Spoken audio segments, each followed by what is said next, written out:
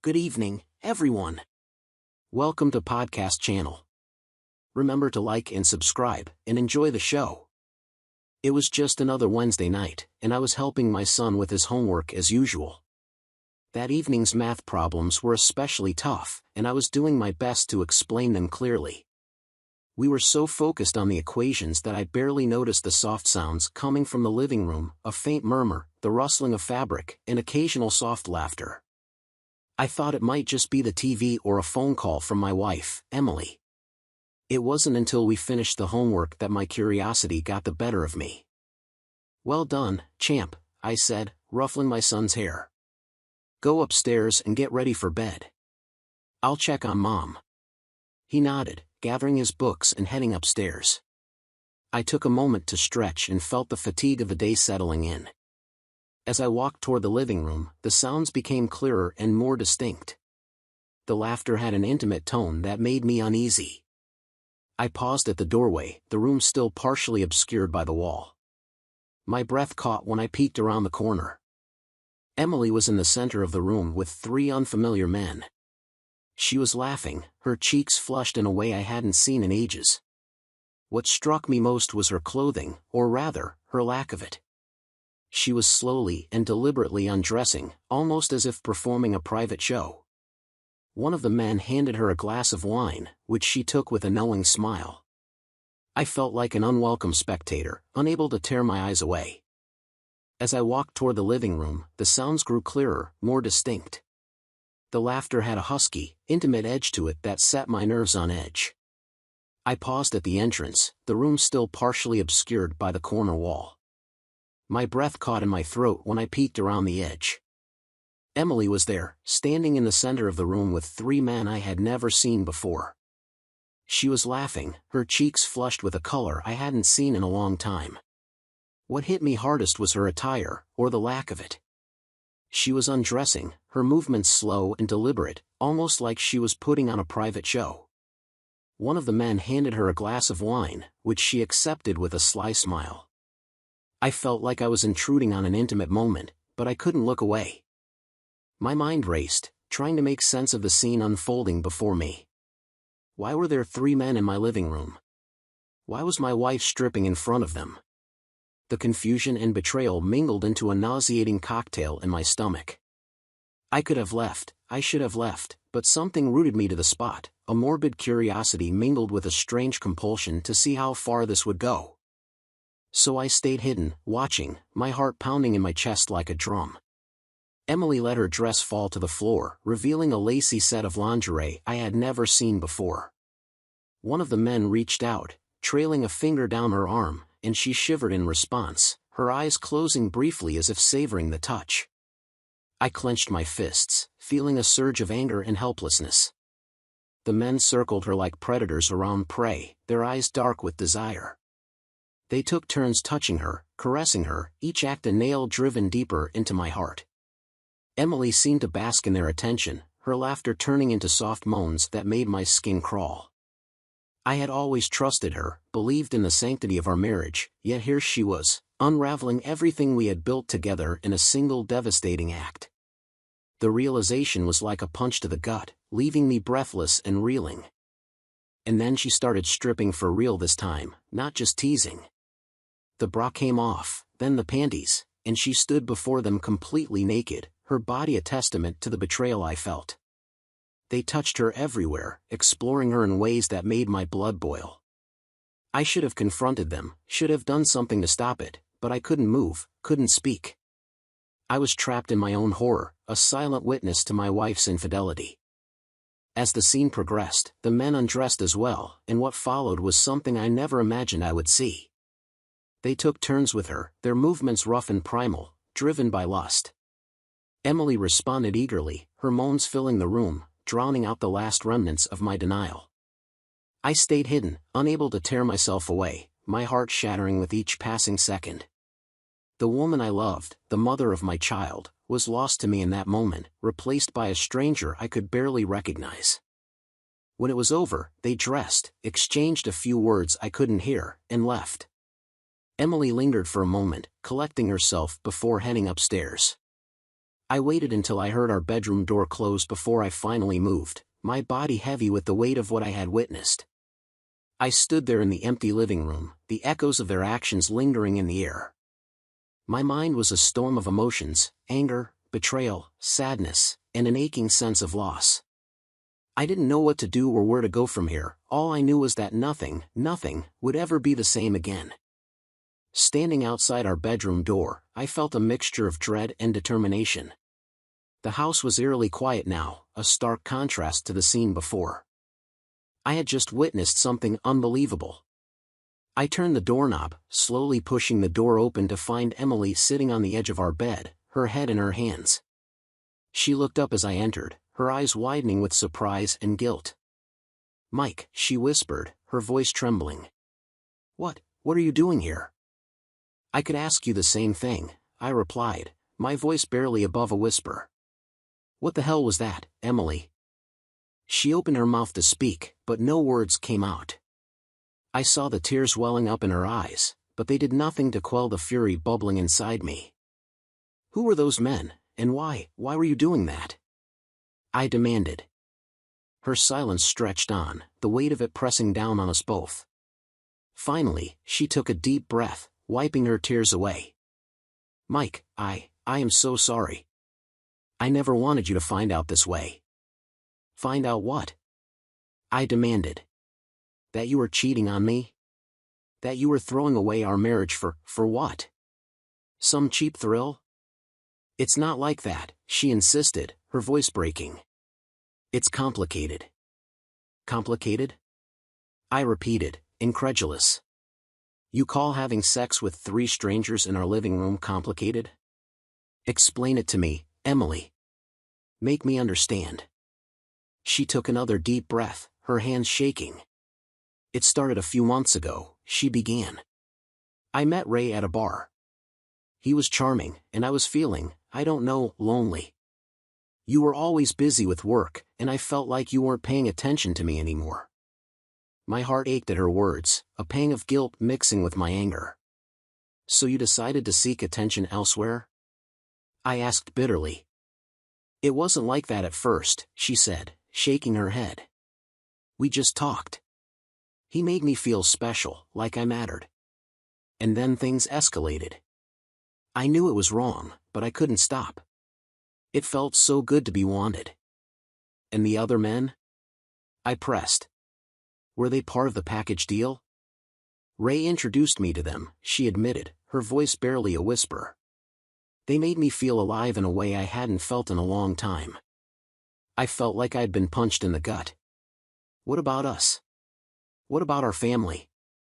Did any of that matter to you?" "Of course it did," she cried. "I love you, Mike. I never stopped loving you, but I got lost along the way. I made a terrible mistake." "A mistake?"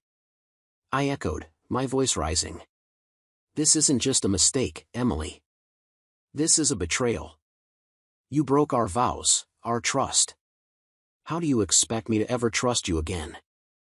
"I don't know," she said, tears streaming down her face. "I don't know how to fix this, but I want to try. Please, Mike, give me a chance to make things right." I stared at her, my mind a whirlwind of emotions. Part of me wanted to believe her, to give her that chance, but another part of me, the part that had witnessed her with those men, screamed that it was too late. "Do you even understand what you've done?" I asked, my voice shaking. "Do you know how much you've hurt me?" "I do," she whispered. "And I'll do whatever it takes to make it up to you. Just please, don't leave me." I turned away, unable to look at her any longer. My mind was a chaotic mess, and I needed time to think. "I need some air," I said finally. "I need to clear my head." She nodded, not daring to stop me. I walked out of the bedroom, my footsteps echoing in the silent house. As I stepped outside, the cool night air hit my face, and I took a deep breath, trying to steady myself. What was I supposed to do now? How could I move forward from this? The betrayal cut deep, and I didn't know if I could ever truly forgive her. But I also couldn't ignore the part of me that still loved her, that wanted to believe she could change. I wandered down the street, my mind racing. I thought about our son, about the life we had built together. How would this affect him? Could we ever find a way to repair the damage? I walked until I found myself at a small park, the swings creaking softly in the breeze. I sat on a bench, burying my face in my hands. The weight of everything pressed down on me, and for the first time, I let myself cry. Hours passed, the sky beginning to lighten with the approach of dawn. I knew I couldn't stay out here forever. I had to face Emily, had to figure out what came next. With a heavy heart, I stood up and made my way back home. Emily was waiting for me in the living room, her eyes red and puffy from crying. She looked up as I entered, hope and fear warring in her gaze. "Mike," she began, her voice trembling. I held up a hand, stopping her. "I need time, Emily. I need to figure out if I can ever trust you again. But for now, we need to focus on our son. He deserves better than this." She nodded, tears spilling down her cheeks. "I'll do whatever it takes, Mike. I'll go to counseling, I'll do anything, just please don't give up on us." I didn't respond, the words too heavy to utter. Instead, I walked past her, heading to our son's room to check on him. As I stood in the doorway, watching him sleep, I knew one thing for certain: no matter what happened between Emily and me, I would always be there for my son. The next few days passed in a haze of confusion and heartache. Emily and I barely spoke, the air between us thick with tension and unresolved emotions. Our son sensed the change, but was thankfully too young to fully understand what was happening. I tried to keep things as normal as possible for him, throwing myself into work and spending time with him. But the image of Emily with those men haunted me, a constant reminder of her betrayal. I was determined to give her the chance to make amends, but I couldn't ignore the nagging doubt that gnawed at my heart. It was late Friday evening when things took an unexpected and violent turn. I was in the kitchen, preparing a simple dinner when there was a loud knock at the door. Emily was upstairs, and our son was in his room playing with his toys.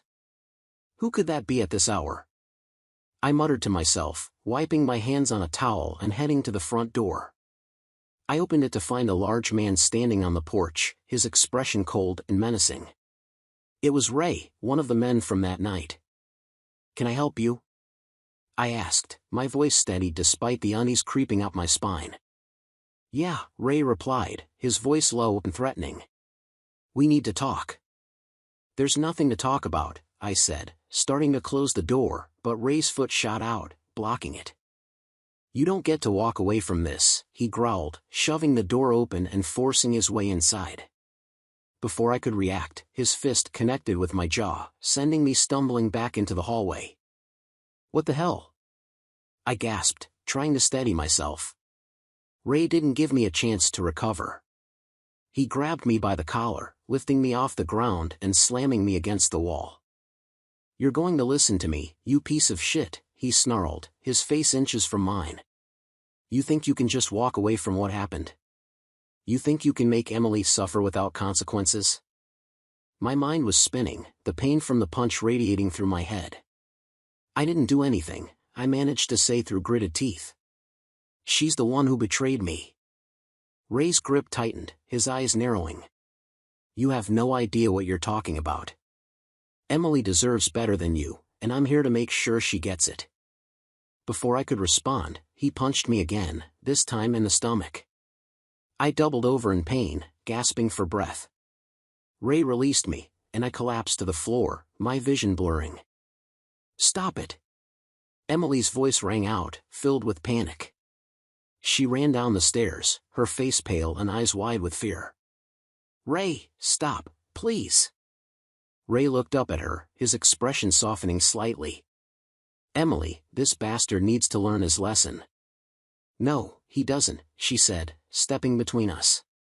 "Mike, get up. Are you okay?" I struggled to sit up, my body aching from the blows.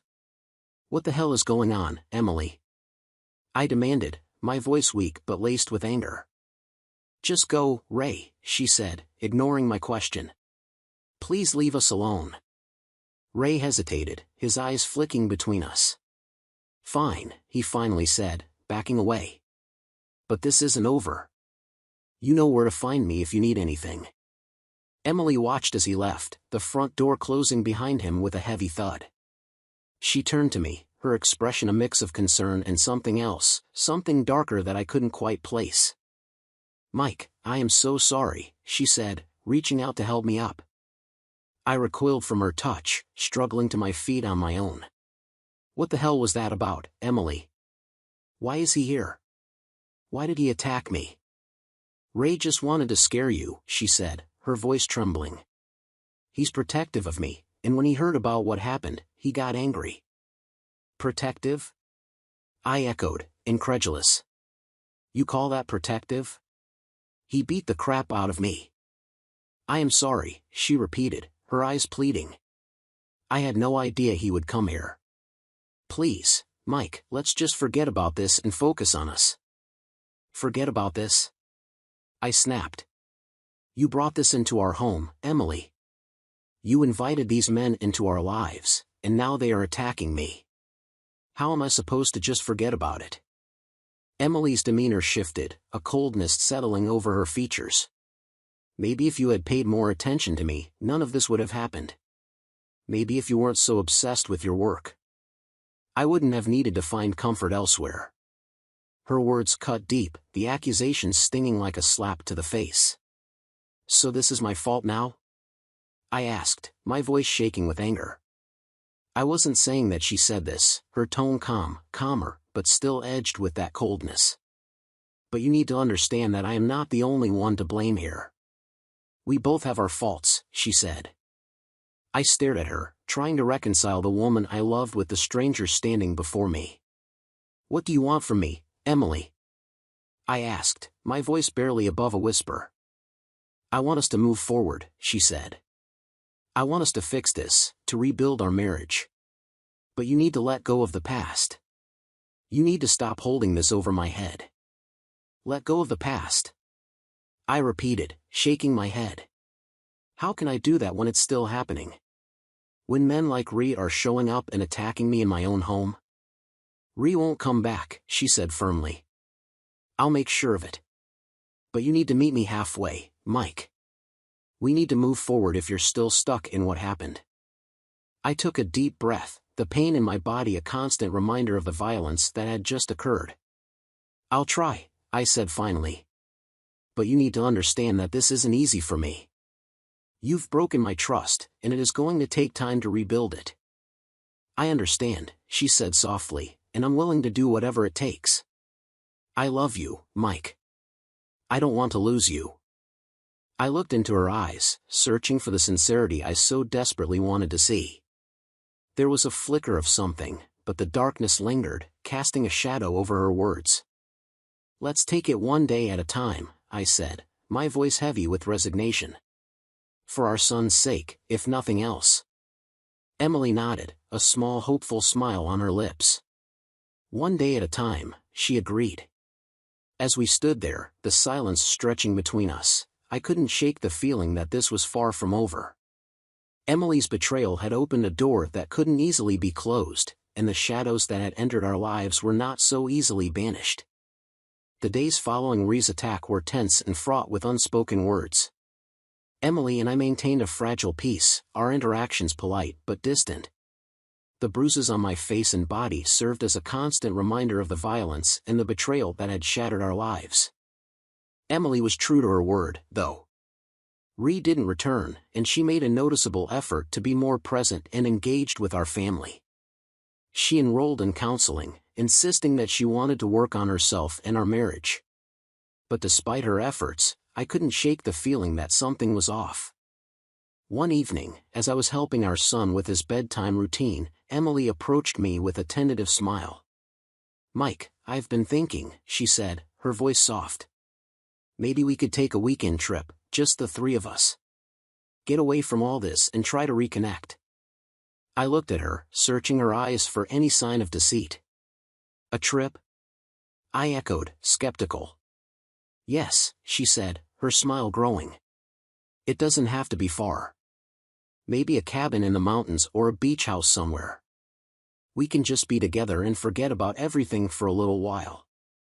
I considered her proposal, the idea of escaping the suffocating tension at home, appealing. "All right," I said finally, "a trip might be good for us." Emily's face lit up with genuine happiness, and for a moment, I allowed myself to hope that maybe we could find our way back to each other. "Great. I'll start looking for places, and we can leave this Friday." The next few days passed in a whirlwind of planning and preparation. Emily found a cozy cabin in the mountains, and we packed up the car for a weekend getaway. Our son was excited, chattering nonstop about the adventures we would have. The drive to the cabin was peaceful, the scenery a welcome distraction from the turmoil of the past weeks. As we arrived at the cabin, nestled among tall pine trees with a view of a serene lake, I felt a sense of calm wash over me. "This place is beautiful," I said, stepping out of the car and taking a deep breath of the crisp mountain air. Emily smiled, her eyes reflecting the tranquility of the surroundings. "I'm glad you like it. Let us make the most of this weekend." We spent the first day exploring the area, hiking through the woods, and playing by the lake. For a brief moment, it felt like old times, like we were a normal, happy family again. But the shadow of betrayal still lingered, a constant presence in the back of my mind. That evening, after our son had fallen asleep, Emily and I sat on the porch, the stars twinkling above us. She reached out and took my hand, her touch tentative. "Mike, I know I hurt you deeply," she said, her voice barely above a whisper. "But I want you to know that I am committed to making things right. I love you, and I want us to be a family again." I looked at her, the sincerity in her eyes warring with the lingering doubt in my heart. "I want to believe you, Emily, but it's going to take time. Trust isn't something that can be rebuilt overnight." She nodded, tears glistening in her eyes. "I understand. Just know that I am here and I am not giving up on us." We sat in silence for a while, the cool night air wrapping around us. I wanted to believe that this trip could be a turning point, that we could find our way back to each other. But as the stars shimmered above, I couldn't shake the feeling that more trouble was on the horizon. The next morning, we decided to take a boat out on the lake. Our son was thrilled, his laughter echoing across the water as we paddled. Emily and I shared smiles and laughter, the tension between us easing. But as we returned to the cabin in the early afternoon, my phone buzzed with a message. I glanced at the screen and saw it was from an unknown number. Frowning, I opened the message and felt my blood run cold. "Enjoying your little getaway? Don't be too quick to think you can escape the consequences," the message read. It was accompanied by a photo of our cabin taken from the edge of the woods. Someone was watching us. My heart pounded in my chest as I looked around, trying to spot anyone in the trees. "What's wrong?" Emily asked, noticing my sudden change in demeanor. "Nothing," I said quickly, not wanting to alarm her or our son. "Just a work message." But I couldn't shake the feeling of unease that settled over me. I needed to find out who was behind this, so as I tried to come up with a plan, Emily suggested we go for another hike, this time to a nearby waterfall she had read about. We set out on the trail, our son's excitement palpable, but my mind was elsewhere, replaying the events of the past few weeks and trying to piece together who could be sending these messages. Was it Ree or someone else entirely? As we neared the waterfall, Emily suggested I take our son to explore the rocks while she took some photos. I nodded, lifting him onto my shoulders and making my way to the edge of the pool. Emily watched us for a moment before turning back to her camera. I saw her tense up suddenly, her hand flying to her mouth in shock. "Mike," she called out, her voice filled with panic. I rushed back to her, setting our son down gently. "What is it?" I asked, my heart racing. She handed me the camera, her hands trembling. "Look," she whispered. I took the camera and glanced at the screen. There, in the background of one of the photos she had just taken, was a shadowy figure standing among the trees, watching us. "Stay here," I told her, my voice firm. "Keep an eye on our son." Without waiting for a response, I started toward the trees where the figure had been. My mind was a whirlwind of fear and anger. Who was this person, and why were they stalking us? As I approached the spot, I saw no sign of anyone. the figure had vanished, leaving only the chilling reminder that we were not alone. I turned back, my frustration mounting. "Did you see anyone?" Emily asked as I returned to them. "No," I said, shaking my head. "But someone's out there. We need to be careful." Emily nodded, her face pale. "Let's go back to the cabin. We can call the police and report this." We hurried back, our son sensing the urgency and falling silent. Once inside the safety of the cabin, I locked the doors and windows, my mind racing with possible scenarios. Emily called the local police, explaining the situation. An officer arrived a short while later, taking our statements and examining the photo. "We'll increase patrols in the area," the officer said, "but if you feel unsafe, it might be best to cut your trip short and head home." I nodded, thanking him as he left. I turned to Emily. "We should go. It's not worth the risk." She agreed, and we quickly packed our things, loading the car and heading back down the mountain. The drive home was tense, every shadow along the road making my heart race. When we finally pulled into our driveway, I felt a sense of relief wash over me, but as we stepped inside, I couldn't shake the feeling that the shadows had followed us and that the threat was far from over. Emily and I put our son to bed, exchanging worried glances as we sat in the living room. She reached out and took my hand. "Mike, I am scared. What if this isn't over? What if they come after us again?" "We'll deal with it," I said, trying to sound confident. "We'll get through this together." But deep down, I knew the road ahead would be filled with more challenges, more shadows lurking in the corners of our lives. I also couldn't shake the feeling that Emily was hiding something, that her betrayal ran deeper than I had realized. As the night wore on, I found myself unable to sleep, my mind racing with questions and doubts. What was the true extent of Emily's involvement with these men? How far would they go to ensure she stayed under their control? One thing was clear, I needed to uncover the truth, no matter how painful it might be. For the sake of my family, I had to confront the shadows and bring them into the light. Part 5, Unmasking the Shadows. The following morning, I decided to take matters into my own hands. I couldn't rely solely on the police to protect us. I needed answers and needed to find out who was behind the messages and the stalking. I started by digging into Emily's past, looking for any connection she might have had with Ree and his friends.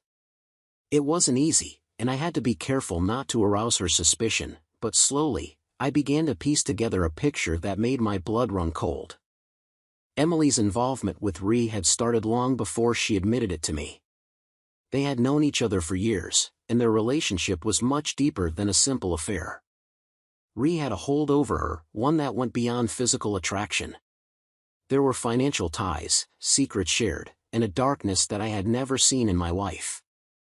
As I delved deeper, I discovered that Ree was involved in illegal activities, drugs, extortion, and worse. Emily had become entangled in his world, and now we were all paying the price. One evening, as I sat in my home office, combing through old emails and messages, I found a clue that chilled me to the bone. It was an email from Ree to Emily, sent months before I discovered her infidelity. The subject line read, "Our plan. Emily, we need to move forward with our plan. Mike is becoming suspicious, and we can't afford any mistakes. Make sure you keep him distracted. Use whatever means necessary. Remember, this is for us, for our future. Trust me, once this is over, we'll be free to live the life we always wanted." The words felt like a knife twisting in my heart. This wasn't just an affair, it was a calculated betrayal, a scheme to manipulate and deceive me. I felt a surge of anger, a burning need to confront Emily and demand the truth, but I had to be smart about this. If Ree and his associates were as dangerous as they seemed, I couldn't risk putting my family in immediate danger. I needed a plan and I needed help. The next day, I reached out to an old friend from college, Jack, who worked as a private investigator. I explained the situation, providing him with the details I had uncovered. "Mike, this is serious," Jack said, his voice filled with concern. "You need to be careful. If Ree is involved in criminal activities, you can't confront him head-on. Let me do some digging and see what I can find. Thanks, Jack, I said, feeling a glimmer of hope. I appreciate your help. In the meantime, I kept a close eye on Emily, watching for any signs of deception. She seemed genuinely remorseful, but I couldn't trust her, not after everything I had discovered. A few days later, Jack called me with an update. Mike, I've found some information that confirms your suspicions. Ree is heavily involved in organized crime, and Emily has been entangled in his web for a while. She's been helping him launder money through various means, including your joint accounts. The revelation hit me like a ton of bricks. What do I do, Jack? How do I protect my family? We need to gather concrete evidence, Jack said, enough to take to the authorities and ensure Ray and his associates are taken down for good. But you need to be careful. If they suspect anything, they won't hesitate to retaliate.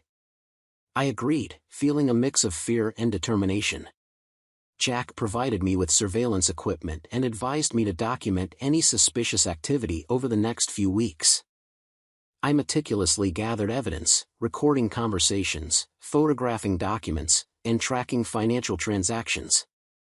Emily seemed oblivious to my actions, her focus on rebuilding our relationship, but I couldn't let my guard down.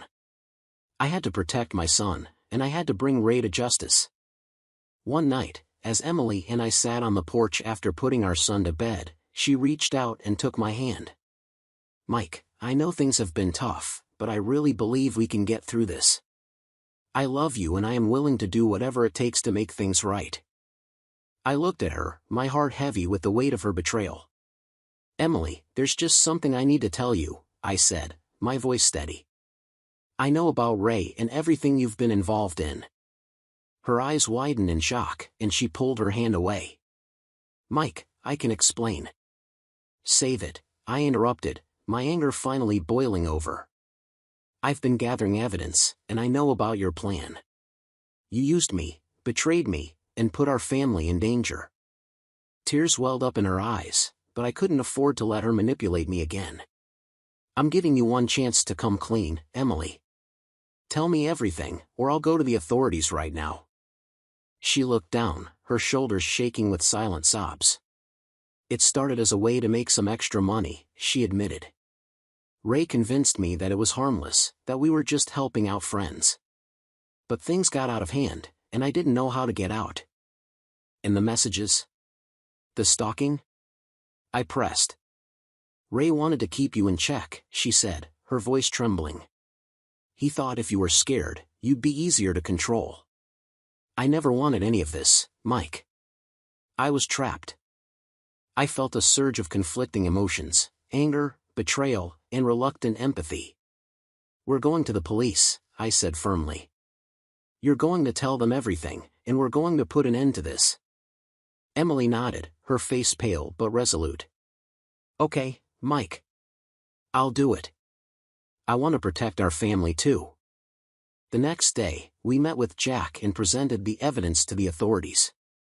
It was a tense and emotional process, but with Emily's testimony and the evidence I had gathered, we were able to build a strong case against Ray and his associates. In the weeks that followed, law enforcement moved in, arresting Ray and dismantling his criminal network. It was a long and arduous journey, but the sense of justice and the relief of knowing our family was safe kept us going. Emily and I continued with counseling, working through the layers of betrayal and mistrust. It wasn't easy, and there were days when I wondered if we would ever fully recover, but we were committed to trying to rebuild our lives and protect our son from the shadows that had once threatened to consume us. The road ahead was uncertain, and the scars of the past would always be with us, but with the darkness exposed and the shadows banished, we could finally begin to heal and move forward, one step at a time. With Ree and his associates behind bars, Emily and I began the long, difficult process of rebuilding our lives. We continued with counseling, working through the layers of betrayal and mistrust. It wasn't easy, and there were days when the pain felt insurmountable. Our son, thankfully, remained blissfully unaware of the full extent of the turmoil. We did our best to maintain a sense of normalcy for him, ensuring that he felt safe and loved. Emily threw herself into her role as a mother, determined to make amends for her actions. As the months passed, we slowly began to heal. The wounds were deep, but our commitment to each other and our family kept us moving forward. Trust was not easily regained, but with time, patience, and genuine effort, we started to rebuild the foundation of our relationship. Emily's legal issues were a constant reminder of the consequences of her actions, but she faced them head-on, determined to take responsibility and make things right. She cooperated fully with the authorities, providing information that helped to dismantle more of Rhee's network. Her willingness to atone for her mistakes earned her a reduced sentence, and she was allowed to serve her time through community service and probation. One evening, after a particularly difficult counseling session, Emily and I sat together on the porch. The cool night air was a welcome relief from the day's stress. She looked at me, her eyes filled with a mixture of hope and regret. "Mike," she began, her voice trembling, "I know I've hurt you in ways that can never truly be forgiven, but I want you to know that I am truly sorry. I am committed to making things right, not just for you, but for our son and for myself." I took a deep breath, considering her words. The journey had been long and painful, but I could see the genuine remorse in her eyes. "Emily, I've seen the changes you've made, and I believe you're sincere. It's going to take time, but I'm willing to keep working on this for our family." Tears welled up in her eyes as she reached out to take my hand. "Thank you, Mike. I promise I won't let you down." We sat in silence for a while, the weight of the past slowly lifting as we looked toward the future. The road ahead was still uncertain, but we were facing it together, determined to rebuild what had been broken. In the months that followed, our lives gradually returned to a new kind of normal. We continued with counseling, both individually and as a couple, learning to communicate and rebuild trust. Emily's commitment to her community service and her efforts to make amends helped to mend the rift between us. There were still difficult days, moments when the pain of betrayal resurfaced, but we faced them together. Slowly, the shadows of the past began to fade, replaced by a growing sense of hope and renewal. One sunny afternoon, as we played in the park with our son, I looked at Emily and saw the woman I had fallen in love with so many years ago. She had changed, we both had. But the core of who she was remained. We had been through hell and back, but we had emerged stronger and more resilient. As our son laughed and chased after a butterfly, I realized that the future, while uncertain, held the promise of new beginnings. We had faced the darkness and found our way back to the light, and with each passing day, the bonds of our family grew stronger. Emily and I continued to work on our relationship, knowing that trust, once broken, takes time to heal. But we were committed to each other, to our son, and to the life we were rebuilding. The scars of the past would always be with us, but they no longer defined us. We had found our way back to each other, and in doing so, we had discovered a deeper, more profound love, one that was forged in the fires of adversity and tempered by the strength of our commitment. Together, we faced the future with hope, KN. Knowing that whatever came our way, we would face it as a family. As we continued to rebuild our lives, we found solace in the routines of everyday life. Our son's laughter became a balm for our hearts, and the simple joys of family outings and shared meals helped to mend the rift between Emily and me. But the specter of the past still lingered, a shadow that occasionally darkened our path. One afternoon, as Emily and I sat in the backyard watching our son play, she turned to me with a thoughtful expression. "Mike, I think it's time we talked about the future." I looked at her, curious. "What do you mean?" "We've come a long way," she said, her voice steady. "But there is still so much to address. I've been thinking about our goals, our dreams, and how we can rebuild not just our relationship, but our lives." I nodded, understanding her concern. "What do you have in mind?" "I want to start over," she said, her eyes bright with determination. "A fresh start away from the memories of everything that happened. Maybe a new house, a new town, it would be good for all of us." The idea of a fresh start was appealing. Moving away from the place where so much pain had occurred could give us the clean slate we needed. "I think that's a great idea," I said, squeezing her hand. A new beginning could be exactly what we need. Over the next few weeks, we began the process of looking for a new home. We explored several towns, eventually finding a quaint, quiet community a few hours away. The house we chose was perfect, spacious, with a large yard for our son to play in, and a cozy atmosphere that felt like a true home. As we prepared for the move, we spent our evenings packing and reminiscing. Emily and I grew closer, the shared goal of creating a better future strengthening our bond. Despite the challenges we had faced, we found joy in each other's company and hope in the promise of new beginnings. The day of the move arrived, and as we loaded the last of our belongings into the truck, I felt a sense of closure as we were leaving behind the pain and starting a new chapter, one filled with possibilities. Our new home quickly became a sanctuary. The quiet of the countryside, the friendly neighbors, and the fresh start gave us a sense of peace we hadn't felt in a long time. Our son adjusted well, making new friends and exploring the wonders of our new surroundings.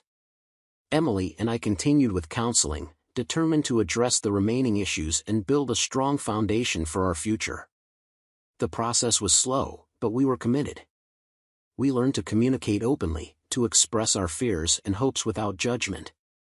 One evening, as we sat on the porch watching the sunset, Emily turned to me, her eyes filled with gratitude. "Mike, I can't thank you enough for giving me a second chance. I know it hasn't been easy, but I am so grateful for your forgiveness and your love." I took a deep breath, considering her words.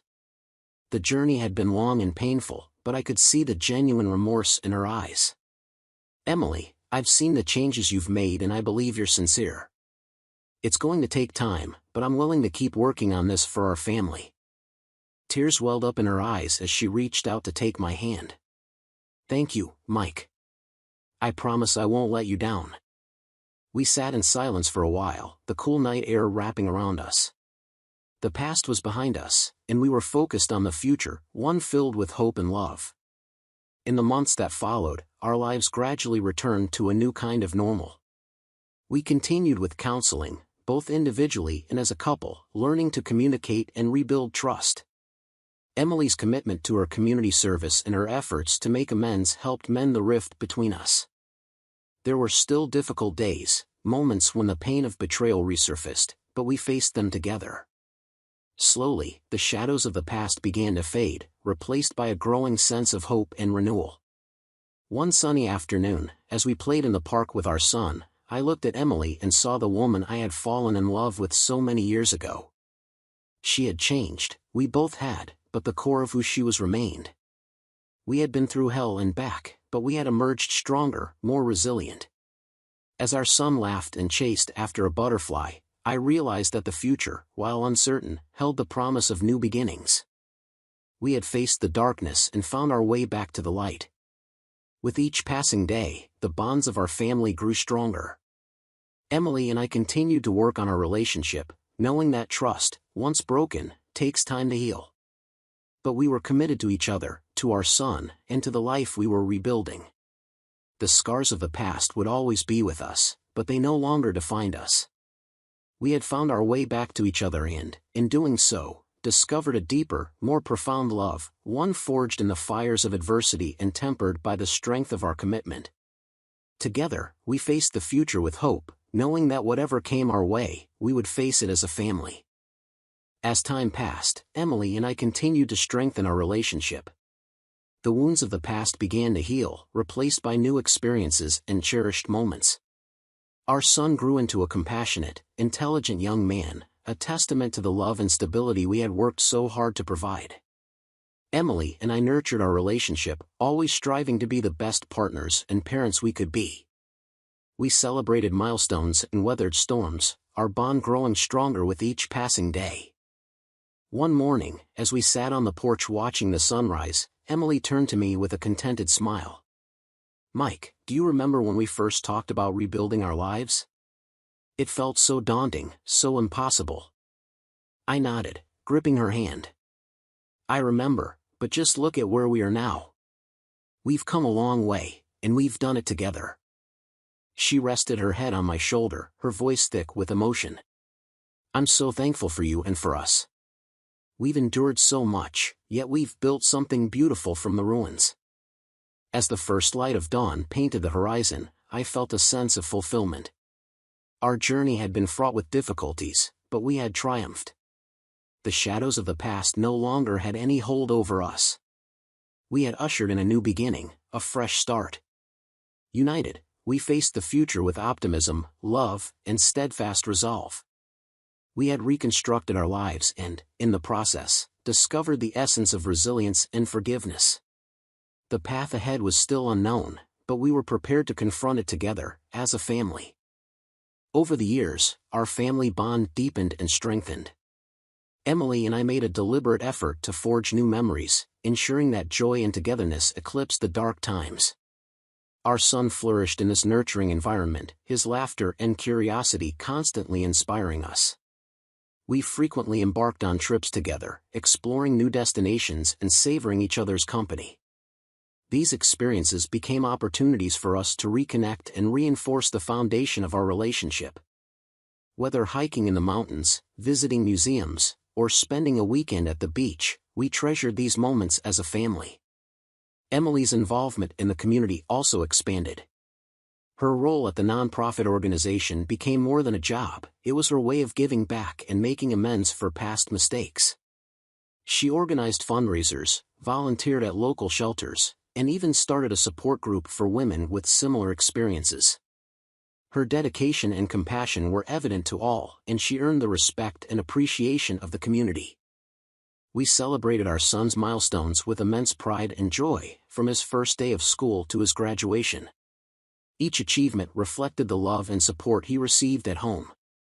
Emily and I were present for every soccer game, school play, and parent-teacher conference, making sure he knew he was our top priority.